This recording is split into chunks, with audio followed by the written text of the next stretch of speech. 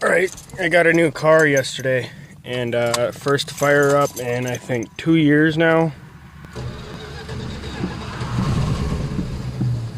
She really wants to. You gotta keep dumping gas in the down the carb. I did it once before I actually videotaped. I didn't think it was actually going to do anything. But there's not really any way to get any fuel in the fuel bowl.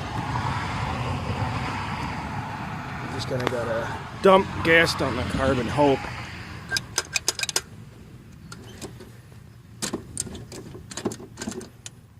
I like that tries to stick. Alright.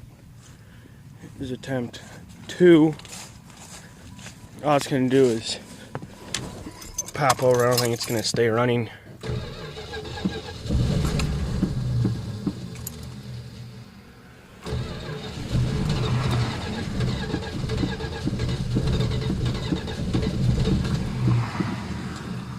Alright, I got to rig something up.